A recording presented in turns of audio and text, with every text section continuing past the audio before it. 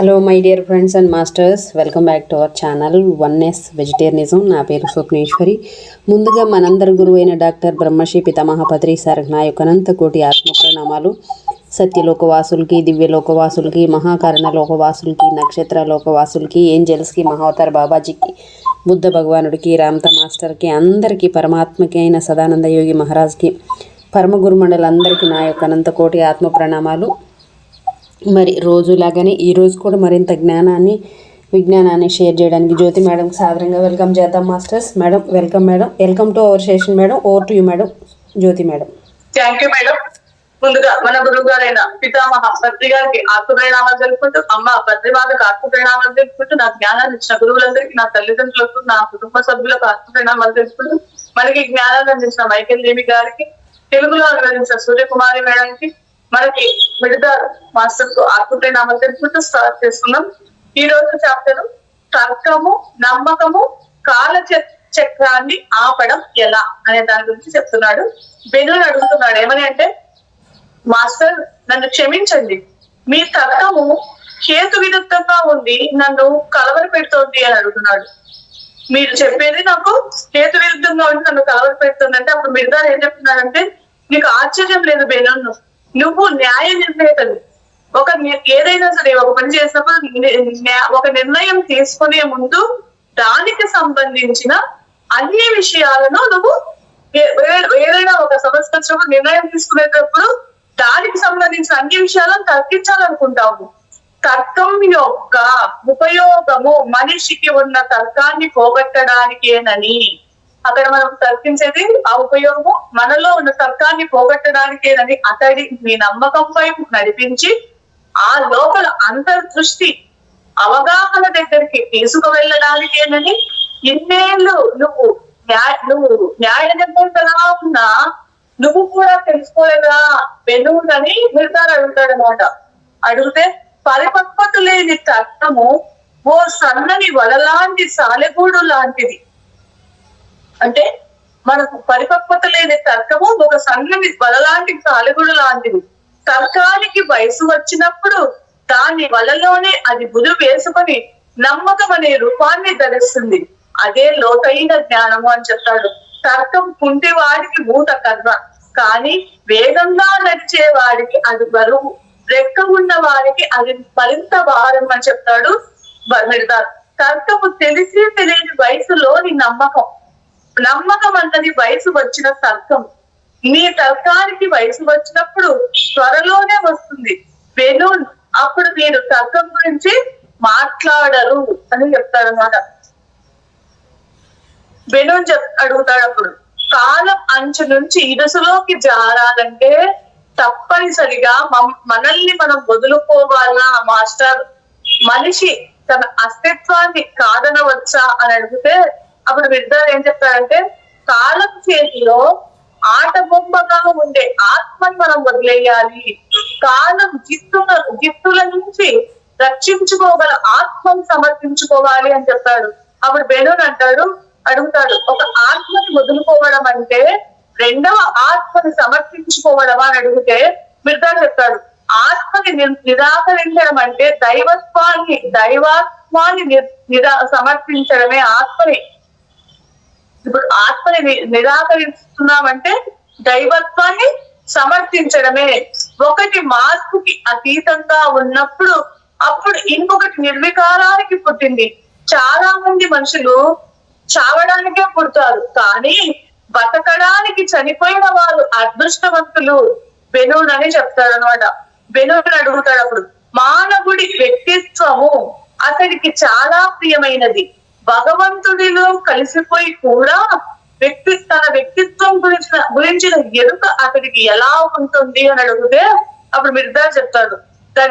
దానికి సమాధానంగా మిడతారు ఏం చెప్తాడంటే, ఇక్కడ మానవుడి వ్యక్తిత్వము చాలా ప్రియమైనది, భగవంతుడిలో కలిసిపోయి కూడా తన వ్యక్తిత్వం గురించిన ఎరుక ఎలా ఉంటుందంటే, ఇప్పుడు సముద్రం ఉంది, సముద్రంలో కలిసిపోయిన ఒక చిన్న నది తాను సముద్రమేనని తెలుసుకోవడంలో అదేమి కోల్పోదు కదా, అదేమి కోల్పోయేది ఏమైనా ఉందా? అలాగే మనిషి దేవుడిలో తన వ్యక్తిత్వాన్ని కోల్పోవడం అంటే నీడని కోల్పోయిన నీడ ఉండని ఉనికి ని కనుక్కోవడమే అని చెప్తాడు అనమాట. అప్పుడు మీకాస్టర్ అడుగుతాడు, కాలానికి కట్టుబడిన మనిషి కాలం పట్టు నుంచి ఎలా తప్పించుకోగలడు? కాలానికి కట్టుబడిన మనిషి కాలం పట్టు నుంచి ఎలా తప్పించుకోగలడు అంటే మిగతాను చెప్తాడు, చావు నుంచి మీకు చావు విముక్తి కలిగించినట్లు జీవితం నుంచి మీకు జీవితం విముక్తి కలిగిస్తుంది. అలాగే కాలం మీకు కాలం నుంచి ధ్యాస విముక్తి కలిగిస్తుంది అని చెప్తాడనమాట.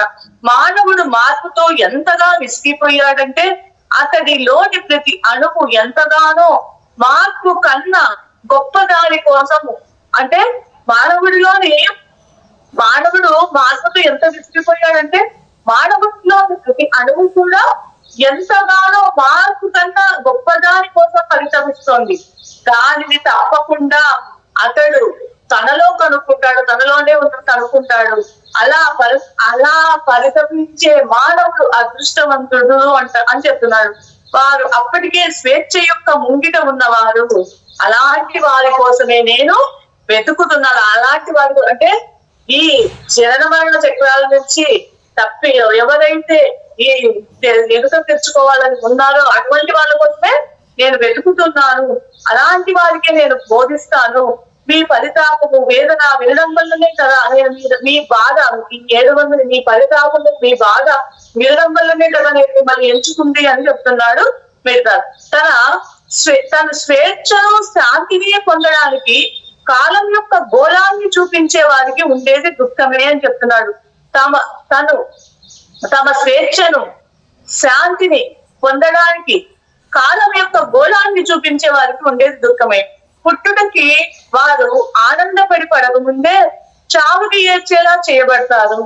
శాంతి పావురాన్ని పట్టుకోగానే అది వారి చేతుల్లో యుద్ధ భూమిలోని రాబందుల్లా మారుతుంది.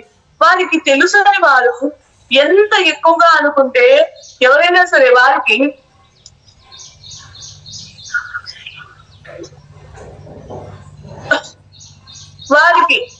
వారు ఎంత ఎక్కువగా అనుకుంటే నిజానికి అంత ఎవరైనా సరే వారికి తెలుసునని వారు ఎంతగా అనుకుంటే నిజానికి అంత తక్కువగా తెలుసు. వారికి ఎంత ముందుకు పురోగమిస్తే అంత దూరం తిరోగమిస్తారు.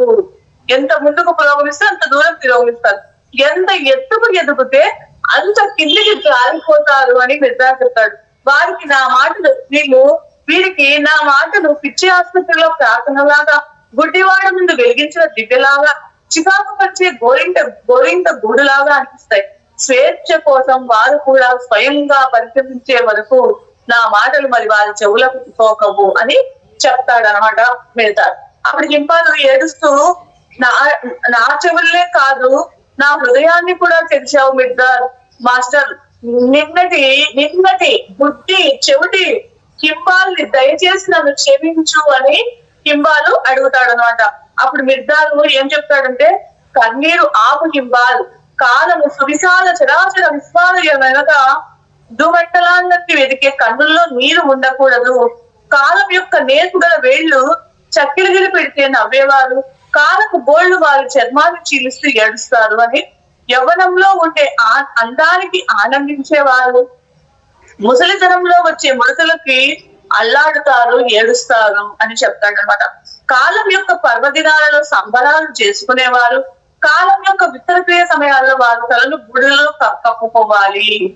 అందుకనే అంటే ఇక్కడ ఏమనేది అర్థం అంటే, మీరు ఎప్పుడు ఏ స్థితి ఏ పరిస్థితి ఎటువంటి పరిస్థితి వచ్చినా నిర్మలంగా ఉండాలి. చిత్ర విచిత్రాలు మారే మార్పులలో అంటే మన జీవితం అనే దీంతో ప్రతి ఒక్కటి కష్టాలు సుఖాలు నష్టాలు బాధలు అన్ని వస్తుంటాయి మన ఈ జీవిత కాలంలో. ఈ మార్పులో ఈ చిత్ర విచిత్రాలుగా మారే మార్పులో మానవి దానికోసం మనం మాత్రమే వెతకాలి, మానవి దానికోసమే వెతకాలి అని చెప్తున్నాడు. కాలంలో దేనికి కన్నీటిని పొందే అర్హత లేదు, కాలంలో దేనికి బాధపడవలసిన అవసరం లేదు. చిరునవ్వుకి అర్థమైంది కూడా ఏది లేదు. నవ్వే ముఖం ఏడ్చే ముఖం రెండు సమానంగా వికారంగా అమర్యాదగా ఉంటాయి. నవ్వుతూ ఉన్నా ఏడుస్తూ ఉన్నా రెండు సమానంగా వికారంగా అమర్యాదగా ఉంటాయి అని ఇక్కడ చెప్తున్నాడు. మీరు కన్నీటిలో ఉపద్రవం లేకుండా చేయగలరా? నవ్వులోని కొంగర పోవడాన్ని ఆపగలరా? కన్నీటిని ఆవిరిగా మారిస్తే ముసుగుసి నవ్వు అవుతుంది. ముసుముసు నవ్వును గడ్డ గట్టిస్తే కన్నీటి చుక్క అవుతుంది. ఆనందంలో అందుకే ఆనందంలో ఆవిరి కావద్దు, దుఃఖంలో గడ్డ కట్టవద్దు, మీరు రెండింటిని సమానంగా స్వీకరించాలి అని దీంట్లో విద్యార్థులకు చెప్తున్నారు ఈ అధ్యాయంలో. తర్వాత నెక్స్ట్ అధ్యాయము చనిపోయిన తర్వాత ఎక్కడికి వెళ్తాము, పశ్చాత్తాపం. దీని గురించి తెలుసుకుందాం. మికాస్టర్ చెప్తున్నాడు, మాస్టర్ చనిపోయిన తర్వాత ఎక్కడికి వెళ్తాము అని అడిగితే అప్పుడు మిగ్దార్ చెప్తాడు, ఇప్పుడు నువ్వు ఎక్కడ ఉన్నావు మికాస్టర్ అని అడుగుతాడు. మికాస్టర్ చెప్తాడు, గుహలో ఉన్నాను అని చెప్తాడు మికాస్టర్. అప్పుడు మిగ్దార్, నేను ఇవ్వుచ్చుకోగలిగినంత పెద్దదనుకుంటున్నావా నువ్వు? ఈ భూమి మనిషి యొక్క ఒకే ఒక ఇల్లు అనుకుంటున్నావా నువ్వు? కాలము, సువిశాల చరాచర విశ్వము, అందులో ఉన్న అన్నిటి నుంచి మీ శరీరము వచ్చింది. మీలో చాలా భాగం సూర్యుడి నుంచి వచ్చి సూర్యుడిలోనే జీవిస్తుంది. భూమి నుంచి మీకు లభ్యమైనది భూమిలోనే జీవిస్తుంది. మిగిలిన అన్ని గోళాలలోనూ వాటి మధ్యనున్న జాడలు లేని స్థలాలలోనూ అంతే. తెలివి తక్కువ వారు మనుషులు తెలివి తక్కువ వారు ఏమనుకుంటారు? ఒకే ఇల్లు భూమి అని అనుకుంటారు. శ్రీశాల చరాచర విశ్వంలో లెక్క లేదంటే శరీరాలు మనుషులు నివాసానికి అలంకారాలు మాత్రమేనని, అవి అతడి కళ్ళను కలవర పెడతాయని అంటారు. భూమిలాగే వేగుచుక్క నక్షత్ర విధి, సప్త ఋషి నక్షత్రాలు అన్ని ఇవన్నీ కూడా మనుషుల నివాసాలే. అవి అతడి కంటిలోకి కాంతి కిరణాన్ని ప్రసరించిన ప్రతిసారి అతడిని తమ వైపును ప్రేరేపిస్తాయి. వాటి క్రింద నడిచిన ప్రతిసారి అతడు వాటిని తనలోకి తీసుకుంటాడు అని చెప్తాడు. అన్నిటి మిశ్రమమే మనిషి కూడా వాటిలో కలుస్తాడు. విశ్వం అంతా ఒకే శరీరము. అందులోని విశ్వంలోని ఏ చిన్న భాగంతో మనం మాట్లాడినా అందరితో మీరు మాట్లాడినట్లే. జీవించి ఉన్నప్పుడు నిరంతరం మీరు చనిపోయినట్లే, చనిపోయినప్పుడు నిరంతరం మీరు బ్రతికే ఉంటారు. ఈ శరీరంలో కాకుండా ఇంకొక రూపంలో ఉన్న శరీరంలో దేవుడిలో ఐక్యమయ్యే వరకు, అంటే మార్పును జయించే వరకు ఏదో ఒక శరీరంలో మీరు జీవించే ఉంటారు అని చెప్తున్నాడు. అంటే చనిపోయినాయి కదా, చనిపోతాము, ఇంకొక చోట ఉంటాము అంటే ఎప్పటి వరకు ఇలా చనిపోవడము? అంటే ఈ శరీరంలో చేస్తాము, ఇంకొక శరీరంలో ఉంటాము, ఇంకొక రూపంలో ఉంటాము. ఇలా దేవుడిలో ఐక్యమయ్యే వరకు, అంటే మార్పుని జయించే వరకు ఏదో ఒక శరీరంలో మీరు జీవించే ఉంటారు అని చెప్తాడు అనమాట. మికాస్టర్ అంటాడు, ఒక దాని నుంచి మరొక దానిలో ప్రయాణం చేస్తున్నంత కాలం భూమికి తిరిగి వస్తుంటా. మనము ఈ ఒక లోకం నుంచి ఇంకొక లోకంలోకి మరొక దానిలోకి ప్రయాణం చేస్తున్నంత కాలం భూమికి తిరిగి వస్తుంది. మనము అంటే ఇక్కడ చావు పుట్టుక నుంచి చెప్తున్నారు కదా, ఎంతవరకు ఇట్లా తిరిగి ఎంతకాలం వస్తూ ఉంటాం. ఒక దాని నుంచి మరొక దానికి ప్రయాణం చేస్తున్నంత కాలం మనము తిరిగి వస్తూ ఉంటామా అంటే అప్పుడు నిర్ధారణ ఏమి చెప్తున్నాడంటే, దానికి కాలం యొక్క నియమము పునరావృత్తి కాలంలో ఒకప్పుడు తిరిగింది, మళ్ళీ జరగక తప్పదు. జన్మకి ఉండే మధ్య విరామము మనిషి విషయంలో అతడి కోరిక యొక్క తీవ్రత పైన, పునరుక్తి పట్ల అతడికి ఉన్న ఆసక్తి పైన ఆధారపడి ఉంటుంది.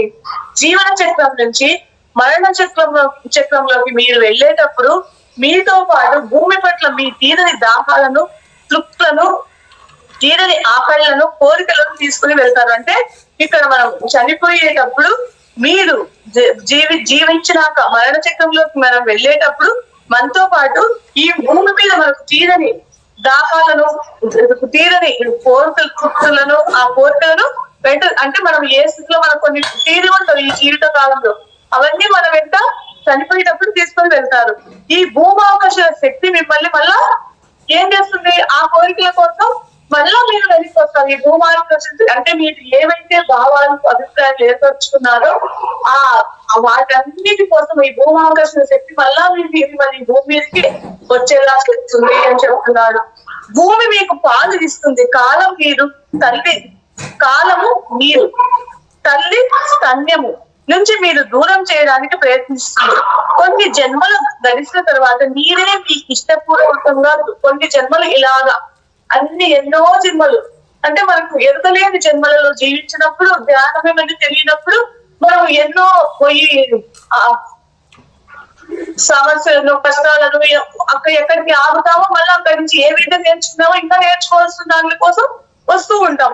ఇక్కడ అదే చెప్తున్నాడు, ఇట్లా కొన్ని జన్మలు, కొన్ని వందల వేల జన్మలు జరిగిన తర్వాత అప్పుడు మీకు మీ ఇష్టపూర్వకంగా అన్ని నేర్చుకున్న తర్వాత, అంటే ఇక్కడ భూమి మీద ఏది కూడా మనం నేర్చుకునేదానికే వచ్చినాము, దేనికోసం పాఠాలు నేర్చుకునేదానికి వచ్చినాము, మన అలసిత్వాలను మనలో పెట్టుకునేదానికి, అందులో పెట్టుకునేదానికి వచ్చినామని ఎప్పుడైతే మనము మన ఇష్టపూర్వకంగా మనం తెలుసుకున్న తర్వాత, కొన్ని జన్మలు గడిచిన తర్వాత మీరే మీ ఇష్టపూర్వకంగా దూరం అవుతారు. మీరు ఇష్టపూర్వకంగా మీరు కొన్ని జన్మలు గడిచిన తర్వాత మీరు ఇంకా, అంటే ఇక్కడ బంధాలలో ఉండరు, బంధాల్లో ఎక్కువ భూమి మీద అంటే అంటున్నట్లుంటారు. ప్రతిదానికి అంటే ప్రతి ఎరుకతో జీవిస్తారు, ప్రతి నిమిషము, ప్రతిదీ అన్కండిషన్ లో అందరినీ ప్రేమించి ఒకరికి సహాయం చేసుకుంటా ఇలా ఎప్పుడైతే జీవిస్తారో అప్పుడు మనకు మీ ఇష్టపూర్వకంగానే భూమికి దూరం అవుతారు. ఇంకా ఏమీ ఉండవు మనకు, ఏ కోరికలు ఏమి ఉండనప్పుడు అప్పుడు ఇష్టపూర్వకంగానే భూమికి దూరం అవుతారని చెప్తున్నాడు. అభియాలు అని చెప్తున్నాడు.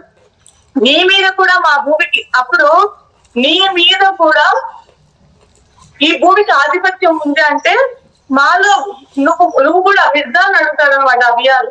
నీ మీద కూడా మా భూమికి ఆధిపత్యం ఉందా, మాలో ఒకటిగా నువ్వు కనిపిస్తూ ఉన్నావు, నువ్వు కూడా మాకు ఒకటిలాగే కనిపిస్తున్నావు అంటే అప్పుడు విద్దాలు చెప్తాడు, ఇప్పుడు నేను ఈ భూమి మీదకి నేను రావాలనుకుంటే వస్తాను, వెళ్ళాలనుకున్నప్పుడు వెళ్తాను. భూమిపై నివసించే వారికి భూమితో ఉన్న బంధనాల నుంచి, ఇక్కడ ఈ భూమి మీద ఎవరైతే నివసిస్తున్నారో ఈ భూమి మీద ఉన్న బంధనాలను తొలగించడానికి, దీని నుంచి విముక్తి కలిగించడానికి వస్తాను. ఈ మనుషులకు ఈ అవగాహన తెప్పించడానికి, ప్రతి మనిషికి ఈ భూమి మీద నివసిస్తున్న ప్రజలకు ఈ బంధనాల నుంచి విముక్తి కలిగించడానికి నేను ఎప్పుడు రావాలో అప్పుడు వస్తాను అని చెప్తున్నాడు మిత్రుడు. మైకేయన్ ఎవరడుగుతున్నాడంటే భూమి నుంచి శాశ్వతంగా, మరి సరే భూమిని మైకేయన్ అడుగుతున్నాడు, మనం ఈ భూమి నుంచి మళ్ళా ఈ భూమి మీదకి రాకుండా ఉండాలంటే ఏం చేయాలి, మేము ఏం చేయాలి మాస్టర్ అని అంటే అప్పుడు మిగతా ఏం చెప్తున్నాడంటే భూమిని, ఆమె సంతతిని, ఈ భూమికి మనం వచ్చాం, ఈ భూమిని ప్రేమించాలి, ఈ భూమి మీద ఉన్న సంతతిని మనం ప్రేమించాలి. భూమిలో మీ లెక్కలు తెలుసుకుని, ఇప్పుడు మనకి ఈ భూమి మీద మన లెక్కలు తెలుసుకున్నప్పుడు ఇంకా ఏముంటుంది, మిగిలిన ప్రేమ ఒకటే.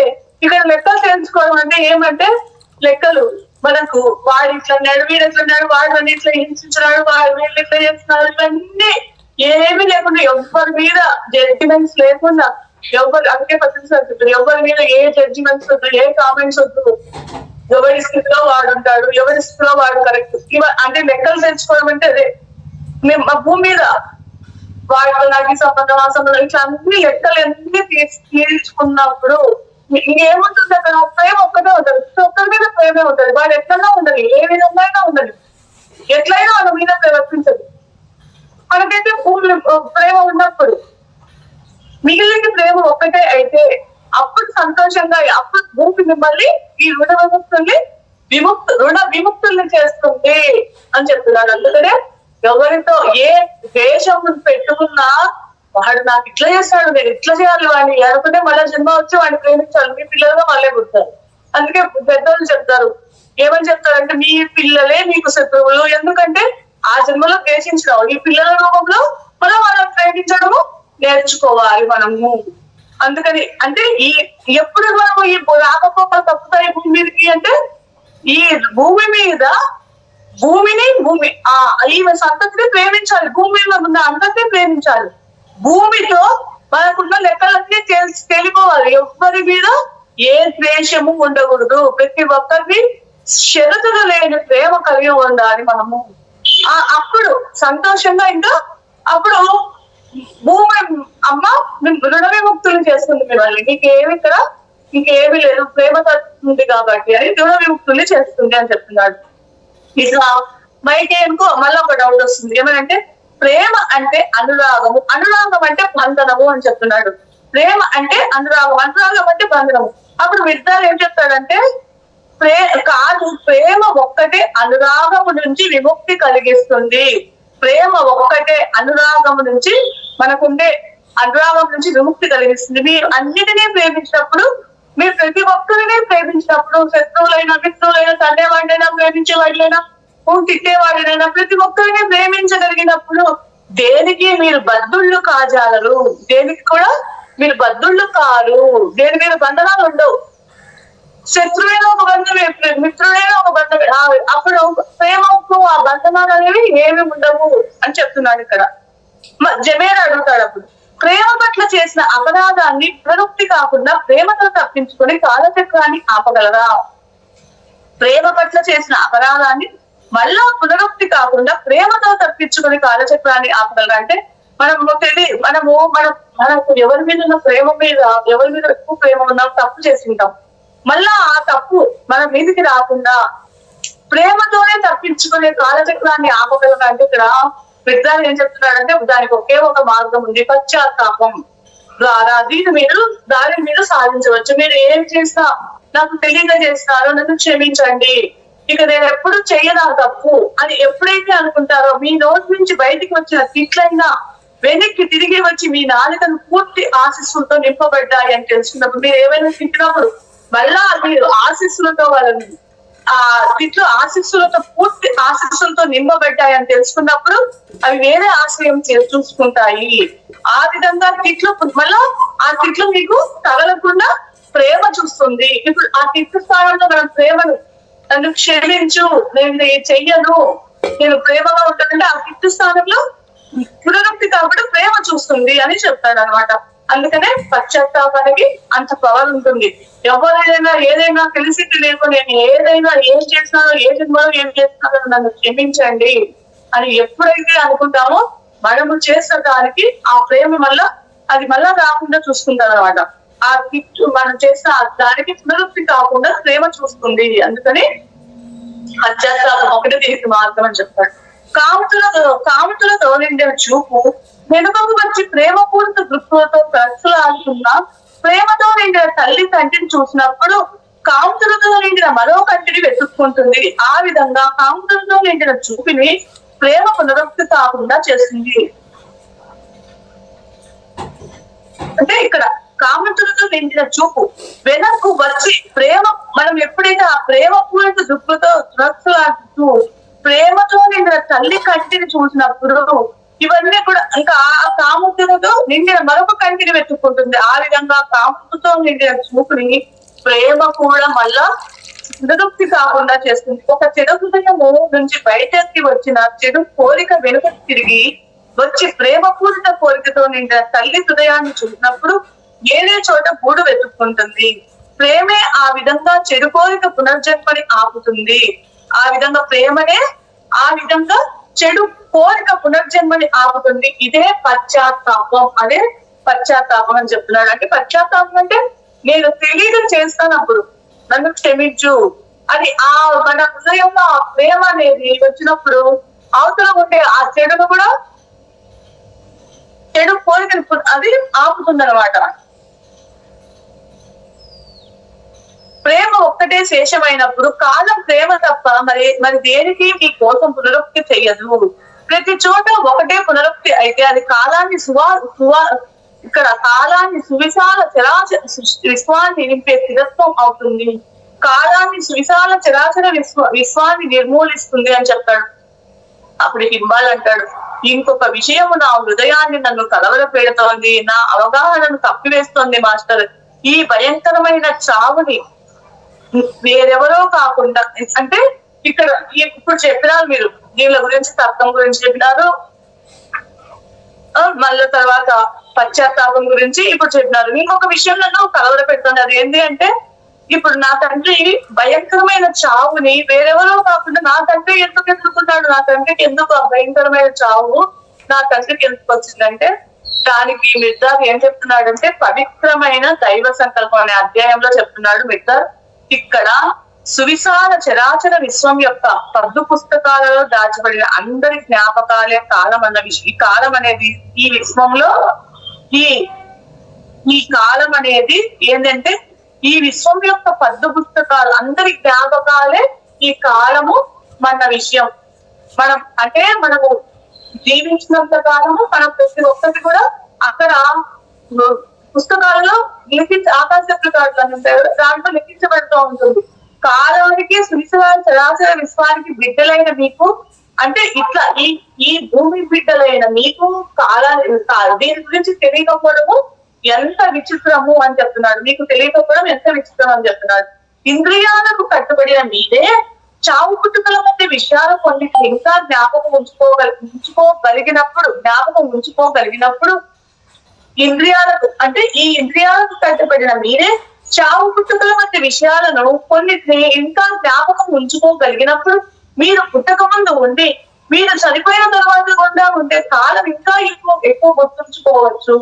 అంటే మీరు ఇప్పుడు ఈ ఇంద్రియాలకు కట్టుబడి ఉన్న మీదే మీకు గతం గురించి ఏమీ గుర్తు లేకపోవడం, ఈ చావు పుట్టుకల గురించి ఈ విషయాలన్నిటినీ కొన్నిటిని ఇంకా మీరు జ్ఞాపకం ఉంచుకోగలిగి ఇన్నిటిని అంటే అంటే ఈ జీవితంలో మనము మనం ఈ చావు పుట్టుకల మధ్య విషయాలు కొన్నిటిని జ్ఞాపకం ఉంచుకోగలిగినప్పుడు మరి మీ పుట్టకకు ముందు మీరు చనిపోయిన తర్వాత కూడా ఉండే కాలము ఇంకెన్ని ఎక్కువ గుర్తు పెట్టుకుంటుంది. మీకే ఇన్ని విషయాలు మీరు పుట్టినప్పటి నుంచి కొన్ని విషయాలను గుర్తు పెట్టుకోగలిగినప్పుడు కాలము మీకు ముందువి మీకు తర్వాతవి అన్ని ఎందుకు గుర్తు పెట్టుకోలేదు, గుర్తుంచుకోవాలి ఇంకా ఎంత ఎక్కువగా గుర్తుంచుకోవచ్చు అని అడుగుతాడు. అప్పుడు పెద్దలు ఏం చెప్తాడంటే కాలము ప్రతిదీ గుర్తు పెట్టుకుంటుంది. మీకు పూర్తిగా గుర్తు ఉన్నది మీకు అస్సలు తెలియనిది, మీకు తెలియనిది కూడా మీకు గుర్తు ఉన్నది గుర్తు లేనిది కూడా అన్ని కూడా కాలంలో అంటే మీ జీవితానికి ఎవరి జీవితానికి సంబంధించిన మీకు తెలియని ప్రతి ఒక్కటి కూడా కాలం గుర్తు పెట్టుకుంటుంది. అంటే మీరు ఎప్పుడు రాయి నుంచి చెట్ల నుంచి మనిషి జన్మలో ఎన్ని వందల జన్మలు ఎత్తినారో అన్ని వందల జన్మల నుంచి ప్రతి ఒక్క విషయము కాలం అనేది గుర్తు పెట్టుకునే ఉంటుంది అని మీకు తెలిసినా తెలియకపోయినా అని చెప్తున్నాడు. మర్చిపోవడం అన్నది కాలానికి లేనే లేదు. అది చిన్న కదలిక, ఒక చిన్ని ఊపిరి, పిచ్చి తలంపులు అన్ని కాలం జ్ఞాపకాలు. అంటే మీరు చేసే ప్రతి చిన్న కలయిక, ప్రతి చిన్ని ఊపిరి, ప్రతి చిన్ని తలంపు అన్ని కాలం జ్ఞాపకాలలో ఉన్న అన్ని సువిశాల చరాచర విశ్వంలో ఉన్న వాటిపై ప్రతి ఒక్కటి చెక్కబడతాయి. అంటే ఆకాశ రికార్డులో మీరు చేసే ఎన్ని జన్మల నుంచి ఏమేమి చేస్తారు ప్రతి ఒక్కటి కూడా చెక్కబడతాయి.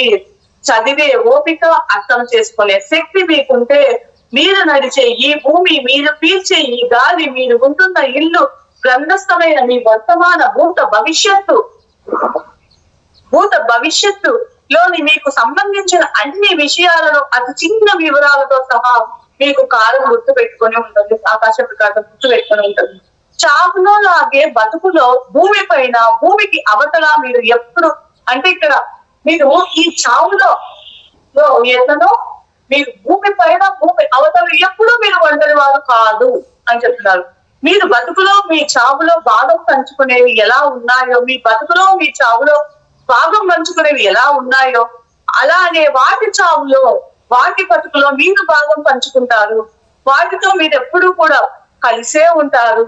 వారితో మీరు భాగం పంచుకున్నట్లే మీతోనూ వారు భాగం పంచుకుంటారు. మీరు వారిని కోరుకున్నట్లే వారు మిమ్మల్ని కోరుకుంటారు. మీరు ఎవరైతే కోరుకుంటారో వారు మిమ్మల్ని కోరుకుంటారు. ప్రతి దాంట్లోనూ మనిషికి అంటే ఇక్కడ ప్రతి విషయంలో మనకు సంకల్ప శక్తి, మనం ఏది కోరుకుంటే అది జరిగేది సంకల్ప శక్తి ఉన్నది అని చెప్తున్నాడు ఇక్కడ మిత్రాలు. మనం ఏది కోరుకుంటే అది ప్రతి ఒక్క మనిషికి కోరుకున్నది జరిగే సంకల్ప శక్తి ఉన్నది. ప్రతి దానికి మనిషిలో సంకల్ప శక్తి ఉంటుంది. ఈ మార్పిడి మీకు తెలియకుండా సాగుతుంది. మనిషి యొక్క క్షీణిస్తున్న జ్ఞాపకం చాలా పనికిమాలిన యథంలో లెక్కలు వేసేవాడు.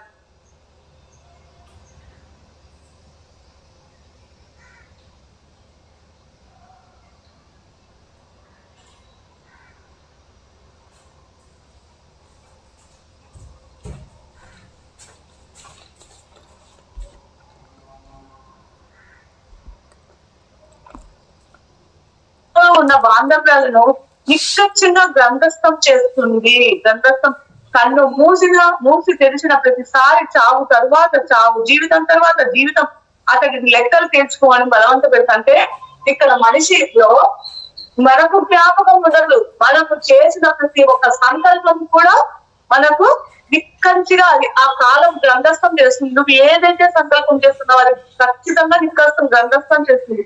నువ్వు కన్ను మూసిన ప్రతిసారి, కన్ను తెరిచిన ప్రతిసారి చావు తర్వాత చావు, జీవితం తర్వాత జీవితం అతడిని లెక్క చేసుకోమని కాలం బలపెట్టి అన్ని నువ్వు చెప్పినట్టు నీ సంకల్పం వల్లనే ప్రతి ఒక్కటి కూడా జరుగుతుంది అని ఇక్కడ చెప్తున్నాడు మిత్రాలు. పిడుగు తనంతకు తాను అంటే ఇక్కడ మనకు ఎగ్జాంపుల్ ఏం చెప్తున్నారంటే పిడుగు తనంతకు తాను ఏమి రాదు ఎప్పుడు. ఆ ఇల్లు ప్రత్యేక ఇల్లు అంటే ఏదైనా నీ సంకల్ప శక్తి మీదే నీకు అర్థమైనా అర్థం కాకపోయినా నువ్వు ఏదైతే నీకు తెలియని అజ్ఞానంలో ఏదైతే నువ్వు పెట్టిన సెకండ్ ఏదైతే ఆహ్వానిస్తావో అప్పుడే అది నీ దగ్గరికి వస్తుంది. నువ్వు ఏది ఆహ్వానిస్తే అది నీకు దగ్గరకు వస్తుంది. దానికి ఎగ్జాంపుల్ మనకి ఏం చెప్తున్నాడంటే ఇక్కడ పిడుగు ఉంది. పిడుగు తనంతకు తాను ఏ ఇంటి మీద పడదు. పిడుగు తనంతకు తాను ఏ ఇంటి మీద పడదు. ఆ ఇల్లు ప్రత్యేకంగా ఆహ్వానిస్తే తప్ప పిడుగు పడదు. అలాగే పడదు. ఆ ఇల్లు నాశనం అవడానికి పిడుగు ఎంత కారణమో ఆ ఇల్లు అంత కారణం.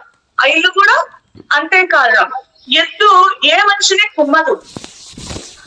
దానికి ప్రత్యేకంగా ఆహ్వానిస్తే తప్ప ఎద్దు కుమ్మదు. తన నెత్తులు చిన్నదానికి ఎద్దు కన్నా ఆ మనిషి ఎక్కువ బాధ్యుడు. హత్య చెయ్యబడ్డవాడు హంతకుడి బాకు పదులు పెడతాడు. కత్తిపోటుకి ఇద్దరు కత్తి పొడిస్తే హత్య చెయ్యబడ్డవాడు హంతకుడి బాకు పదులు పెడతాడు. కత్తిపోటుకి ఇద్దరు బాధ్యులే. దోపిడీ చేయబడ్డవాడు దొంగను అతడి కదలికల విషయంలో ఆదేశిస్తాడు. ఇద్దరు కలిసి దొంగతనం చేస్తారు. విపత్తులను మనిషి ఈ కష్టాలను పెట్టి ఒక మనిషి ఆహ్వానిస్తాడు తెలియకుండానే. తాను ఎప్పుడు ఎక్కడ ఏ సందర్భంలో ఆ కష్టాన్ని ఆహ్వానించాడో ఆహ్వానించి పంపించింది మర్చిపోయి విసిగించి ఆ అతిథుల పట్ల అసమ్మతి వచ్చిన దానికి మన జీవితంలో వచ్చిన ఆ కష్టాలను అతిథులు అంటున్నాడు ఇక్కడ మిగతా దానికి మళ్ళీ అసమ్మతి తెలుపుతాం. యాక్సెప్ట్ చేయం దాన్ని. నాకెందుకు నా జీవితంలో చేయండి, ఏదేం చేస్తున్నా, వాడు ఇట్లా చేస్తున్నాడు, వీళ్ళు ఇట్లా చేస్తున్నారని బ్లేమ్ చేస్తూనే ఉంటాం. అసమ్మతి తెలుపుతూ అసమ్మతి ప్రకటిస్తాడు. కానీ కాలం మాత్రం మర్చిపోదు. నువ్వు ఏది అనుకున్నావో నీ జీవితంలో ఏవైతే ఆహ్వానిస్తున్నావో నీ జీవితంలో కాలం మర్చిపోదు అని చెప్తున్నాడు. ఆ ఆహ్వానాన్ని సరైన సమయంలో నువ్వు ఏదైతే ఆహ్వానించినావో నీకు కావాలని నీకు సరైన సమయంలో చిరునామా ఏంటి నీకు తూచా తప్పకుండా కాలం నీకు అందజేస్తుంది. ఆహ్వానితుడిని అతిథేయుడిని ఇంటికి నడిపిస్తుంది. ఏ అతిథి పట్ల అందుకనే మీరు దేని పట్ల కూడా తిరస్కరించకండి, యాక్సెప్ట్ చేయడానికి ఏది వస్తే అది యాక్సెప్ట్ చేయాలి. జీవితంలో అసమ్మతి తెలపకండి. నిర్లక్ష్యంగా వ్యవహరిస్తే అతడు ఇంకా ఎక్కువ మీరు ఇంకా వచ్చిన కష్టాన్ని మీరు ఇంకా నిర్లక్ష్యంగా ఉన్నారనుకో ఏమవుతుంది, అక్కడ ఇంకా ఎక్కువ కాలం ఉంది మళ్ళీ వచ్చి పగ తీర్చుకుంటే అది ఇంకా ఎక్కువ కాలం ఉంది మళ్ళీ నీ జీవితంలో పగ తీర్చుకోవాలనుకుంటాడు. అతిథుల ఆకారాలు ప్రవర్తనలు ఎలా ఉన్నా ఆ అతిథుల ఆకారాలు ప్రవర్తనలు అంటే అవి నష్టమైన ఎలా ఉన్న వారి పట్ల దయతో అతిథి సత్కారాలు నేను చేయండి. నిజానికి వారు మీకు అప్పు ఇచ్చిన వారిని భరించడం కష్టమైనా వారి పట్ల చూపించవలసిన దానికంటే ఎక్కువ ఆదరణ చూపిస్తే అంటే మీకు ఆ కష్టమైన ఏదైనా వచ్చినా అది భరించడం కష్టమైనా దాని పట్ల ఆ విషయం పట్ల మీరు ఆదరణ చూపిస్తే దానికంటే ఎక్కువ ఆదరణ చూపిస్తే అవి సంతృప్తితో వెళ్ళిపోతారు. ఒకవేళ మీ దగ్గరికి మళ్ళీ అది వచ్చినా కష్టం వచ్చినా అప్పు ఇచ్చిన వారిలా కాకుండా స్నేహితుల్లాగా వస్తారు అని చెప్తున్నారు. ప్రతి అతిథి మీ గౌరవమైన అతిగా మీకు ఏది వచ్చినా మీ జీవితంలోకి ఆ గౌరవమైన అతిథిలాగా భావించి మర్యాదలు చేస్తే అతడి నమ్మకం పొంది అతడి రాకలోని ఆంతర్యాన్ని అంటే మనకు వచ్చిన కష్టాన్ని నష్టానికి మనము ఎప్పుడైతే అది అతిథిగా భావించి మర్యాదలు చేస్తే అతడి నమ్మకం దాని మీద మనకు నమ్మకం పొంది అది ఎందుకు వచ్చింది అని దాని లోపల ఆంతర్యాన్ని మనం తెలుసుకుంటాం. అంటే ఇప్పుడు ఒక కష్టం వచ్చినప్పుడు మనము దానిలోని దాన్ని కూడా ప్రేమగా చూసుకుంటే ఇది నా జీవితంలోకి ఎందుకు వచ్చింది అనే ఆంతర్యాన్ని మనము తెలుసుకుంటాము. దురదృష్టాన్ని కూడా అదృష్టంగా స్వీకరించండి. సరిగ్గా అర్థం చేసుకుంటే దురదృష్టం అదృష్టంగా మారుతుంది. తప్పుగా అర్థం చేసుకుంటే అదృష్టం కూడా దురదృష్టంగా అవుతుంది. మీ జ్ఞాపక శక్తి లోపుకు ఇష్టమైన అసత్యాల వాళ్ళమైనా మీరు ఎప్పుడు ఎక్కడ ఎలా పుట్టవలసింది చనిపోవలసింది అంటే ఇక్కడ మీకు గుర్తుండకపోవచ్చు, అంతేకాని మీరు ఎప్పుడు ఎక్కడ ఎలా పుట్టవలసింది ఎలా చావవలసింది అన్ని కూడా మీరే నిర్ణయించుకుంటారు. తెలివితేటలు లేని వారు చావు పుట్టుకలలో మనిషి తెలివితేటలు లేని వారు ఏమనుకుంటారంటే చావు పుట్టుకలలో ప్రమేయం లేదనుకుంటారు. కానీ సువిశాల చరాచర విశ్వాన్ని సరిగ్గా చూడలేని సోమరులు ప్రతిదీ కూడా అకస్మాత్తుగా సంభవించిన ఆపదని కొట్టిపడేస్తారు. వారి మాయ మాటలు మీరు వారు చెప్పిన మాయ మాటల పట్ల మీరు జాగ్రత్తగా ఉండండి. అకస్మాత్తుగా ఎప్పుడు ఏమీ జరగవు, ప్రతిదీ కూడా దైవేచ్ఛ ప్రకారమే జరుగుతుంది. అది తప్పు చేయదు, ఉపేక్షించదు. వర్షం చిలువలు పలువులు గాలుగా చిన్న నదులుగా కడతాయి. కాలువలు చిన్న నదులు పెద్ద నదులలో కలుస్తాయి. పెద్ద నదులు సముద్రంలోను, సముద్రాలన్నీ మహాసాగరంలోనూ కలుస్తాయి. దైవ సంకల్పంలోకి జీవం ఉన్నా జీవం లేని ప్రతి వస్తువు యొక్క సంకల్పము పాయలాగా, దైవ సంకల్పంలోకి జీవం ఉన్నా జీవం లేకున్నా లేని ప్రతి వస్తువు యొక్క సంకల్పం కూడా మాయలాగా ప్రవహిస్తుంది. ప్రతి దానికి కూడా మనసు ఉంటుంది. చూడడానికి మూగా చెవులుగా జీవం లేనట్టు కనిపించినా రాయికి కూడా మనసు ఉంటుంది. రాయికి కూడా మనసు ఉంటుంది. అది దేనికి హాని కలిగించదు. ఏది దానికి ఇప్పుడు రాయి దేనికి హాని కలిగించదు కాబట్టి రాయి కూడా దేనికి హాని కలిగించదు. అయితే జీవితం పట్ల సంకల్పం పట్ల రాయికి మనిషికి ఉన్న అంటే ఇప్పుడు ఈ జీవితం పట్ల సంకల్పం పట్ల రాయికి మనిషికి తేడా ఉంది. ఎందుకంటే మనిషికి ఎరుక స్థితి ఉంది, మనిషికి ఎరుకలో తేడా ఉండవచ్చు అని చెప్తున్నాడు. ఒక రోజులో ఎంత భాగం పట్ల మీరు ఒక రోజులో ఎంత భాగం పట్ల మీరు చైతన్యవంతంగా ఉన్నారో చెప్పగలరా? అది కూడా చాలా కొంచెం భాగమే ఉంటారు. అంటే ఈ చైతన్యవంతులో ఎంత భాగం ఉంటారు, ఎంత ఎరుకలో ఉంటారు ఒక రోజులో మీరు, అది చాలా కొంత భాగం అని చెప్తున్నాడు. మిగతా 23 గంటలు 24 గంటలు ఎప్పుడు ఎరుక లేకుండా ఏదో మనము నిర్ణయించుకుంటాము. అది కాలం ఇప్పుడు మీ జీవితం మనం దేనికైతే ఆహ్వానం పంపిస్తుంటామో అవన్నీ మన జీవితంలోకి వస్తూ ఉంటాయి ఎరుక లేకుండా. అందుకనే మీరు ఎంతకాలం మీ జీవితంలో చైతన్యంగా ఉంటారు, మీరు అది చాలా స్వల్ప భాగంలో ఉంటాం. ఎక్కువ ఎరుక లేకుండా మనకు ఏదో ఆహ్వానిస్తూ ఉంటాం అది చెప్తున్నాడు. జ్ఞాపక శక్తికి మెదడు భావాలు ఆలోచనలు గ్రంథస్థం చేయగల సాధనాలు అన్ని ఉన్న మీకే, అంటే మీకు భగవంతుడు మీ శరీరంలో మీ మనిషి శరీరంలో జ్ఞాపక శక్తి ఇచ్చినాడు, మెదడు ఇచ్చినాడు, భావాలు ఇచ్చినాడు, ఆలోచనలు ఇవన్నీ కూడా మనము అంటే ఈ జ్ఞాపక శక్తి మనకి ఇచ్చినాడు. మనకి ఈ జ్ఞాపక శక్తి మెదడు దాంట్లో మెదడులో మనం భావాలను అర్థం చేసుకోగలం, ఆలోచనలను గ్రంథస్థానాన్ని కూడా చేయగల సాధనలు అన్ని మనకు ఉన్న మీకు రోజు ఎక్కువ భాగము ఎరుక లేకుండానే జీవిస్తాం. గురించి ఎరుక లేకుండానే లేనప్పుడు ఒక రాయికి తన జీవితం గురించి కోరికల గురించి తెలియకపోవడంలో ఆశ్చర్యం ఏముంది? ఇన్ని ఇచ్చిన మీకే ఎరుక లేకుంటే రాయికి ఏమీ లేదు. రాయికి ఎరుక లేకుండా తన జీవితంలో కోరికల గురించి తెలియకపోవడంలో ఆశ్చర్యం ఉంది. జీవిస్తున్నట్టు కదలుతున్నట్టు ఎరుక లేకుండానే మీరు జీవిస్తున్నారు. మీరు ఈ జీవితం మీద జీవిస్తున్నట్టు కదులుతున్నట్టు ఎరుక లేకుండానే మీరు జీవిస్తున్నారు. కదులుతున్నారు అలానే కోరుకుంటున్నట్లు ఎలాగైతే మీరు కదులుతున్నామో మీకు తెలియకుండానే మీరు కోరుకుంటున్నారు.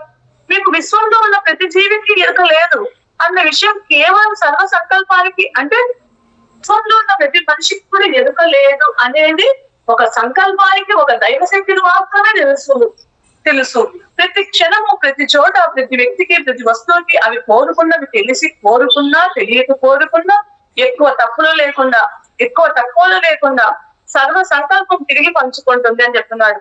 అంటే నువ్వు చేసి జీవితంలో ప్రతి క్షణము ప్రతి చోట ప్రతి వ్యక్తికి ప్రతి వస్తువుకి నువ్వు ఏమి కోరుకున్నవి నువ్వు తెలిసి కోరుకున్నా తెలియక కోరుకున్నా ఎక్కువ తక్కువలు లేకుండా అవి నీకు ఆ నువ్వు చేసిన సంకల్పము నీకు మళ్ళా తిరిగి నీ జీవితంలోకి వస్తుంది. అది తెలియకుండా దైవ సంకల్పం అనేది సంచి నుంచి వారికి లభించినవి చూసి తరచుగా మీరేమనుకుంటారు? అది తెలియకుండా నాకు దైవ సంకల్పం నుంచి అది తెలియకుండా నాకు లభించిన దిగులు పడతారు. ఆ వ్యాఖ్యతో వారి దిగులకి కాలం చంచలమైన మీరేమనుకుంటారు? అప్పుడు ఈ దాంతో వచ్చిన దానితో మీరు దీనికి కారణము విధిని అంటారు, విధిని అడ్డం పెట్టుకుంటారు. ఈ వ్యాఖ్యలతో వారి దిగులకి కారణము చంచలమైన విధి అని దృఢంగా చెప్పారు. విధి అందుకు ఇక్కడ ఏం చెప్తున్నాడంటే మిర్దాలు, విధి చంచలమైనది కాదు, దైవ సంకల్పానికి మరో పేరే విధి. మనం సంకల్పించిన దానికి మరో పేరు విధి అని చెప్తున్నాడు. మానవుడి మనమే చంచలమైన వాళ్ళం, అక్కడ కాదు. విధి చంచలమైనది కాదు, మనమే. మానవుడి సంకల్పమే చంచలమైంది, నిలకడలేనిది. ఈ రోజు ఒక వ్యక్తి నిర్ణయించడం వల్ల నిమిషంలో మన మనసు పలుదానికి వెళ్ళిపోతుంటుంది. మనమై చంచలమైన వాళ్ళం అని చెప్తున్నాడు. మానవుడి సంకల్పమే చంచలమైంది, నిలకడలేనిది, దారి తెలియనిది. ఈ రోజు తూర్పు తాకితే రేపు మన సంకల్పం ఈ రోజు తూర్పు తాకితే రేపు పడమల తాకుతుంది. ఇక్కడ ఇది మంచిది అని చెప్పి అక్కడ అది చెడ్డది, ఇక్కడ మంచిది చెడ్డదని విమర్శిస్తుంది. తర్వాత శత్రువుని పోరాడడం కోసం ఇద్దరు స్నేహితుడని అంగీకరిస్తుంది. మీ సంకల్పానికి చంచలత్వం, అందుకని ఇక్కడ మిత్రాలు ఏం చెప్తున్నారంటే మీ సంకల్పానికి చంచలత్వం ఉండకూడదు. మనుషులు తోటి, వ్యక్తుల తోటి మీకుండే బాంధవ్యము మీరు వారి కోసం, వారు మీకోసం కోరుకునే వాటిపై ఆధారం.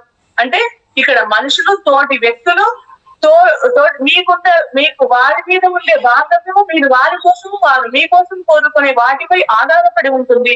మనుషుల పట్ల, వస్తువుల పట్ల మీరు ఏం కోరుకుంటారో మీ పట్ల అవతలి వారు కూడా అదే కోరుకుంటారు. అంటే మనం మనుషుల పట్ల, వస్తువుల పట్ల మనకి ఎలా భావన ఉంటుందో అవతల అది కూడా మనల్ని కూడా అలాగే కోరుకుంటుంది అని చెప్తున్నాడు. అందుకే మీకు ఇంతకు ముందే చెప్పాను, ఇప్పుడు చెప్తుంటాను, నువ్వు ఊపిరి ఎలా తీసుకుంటావో, ఎలా మాట్లాడుతావో, మీ కోరిక, మీ ఆలోచన, మీ చేతులు అన్నిటిలో మీరు జాగ్రత్తగా ఉండండి. అంటే మీరు ఊపిరి ఎలా తీసుకుంటావో, ఎలా ఉంటావో అలాగే మీ కోరిక మీద, మీ ఆలోచన మీద, మీ చేతుల మీద అన్నిటిలో మీరు జాగ్రత్తగా ఉండండి. మీ సంకల్పం అన్నది మీ ఊపిరిలో, మీ మాటల్లో, మీ భావాల్లో, మీ ఆలోచనలో, మీ చేతుల్లో ఉంటుంది. మీ నుంచి దాచబడింది. మీకు తెలియని దైవ సంకల్పానికి స్పష్టంగా తెలుస్తుంది. ఏ మనిషి నుండి అతడికి బాధ కలిగించే సంతోషాన్ని కోరం. ఎందుకంటే సంతోషం బాధ కంటే ఎక్కువ బాధను కలిగిస్తుంది. మీరు చెడు కోరుకోవాలనుకుంటే తప్ప మరొకరికి చెడు అయినది మీరు మంచి అనుకున్నా కోరుకోవద్దు. అందుకని ఇక్కడ విద్యాలు ఏం చెప్తున్నాడంటే ఏ మనిషి నుంచి అతనికి బాధను కలిగించే సంతోషాన్ని కోరము.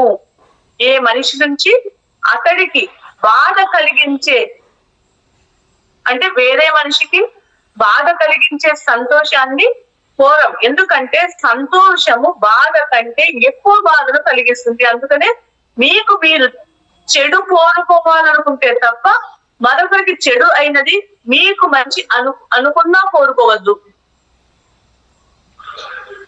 మనుషులందరి నుంచి, అన్ని వస్తువుల నుంచి మీరు ప్రేమనే కోరుకోండి. ఆ ప్రేమ మీ తెరలను తొలగించి మీ హృదయాన్ని అవగాహనతో నింపుతుంది.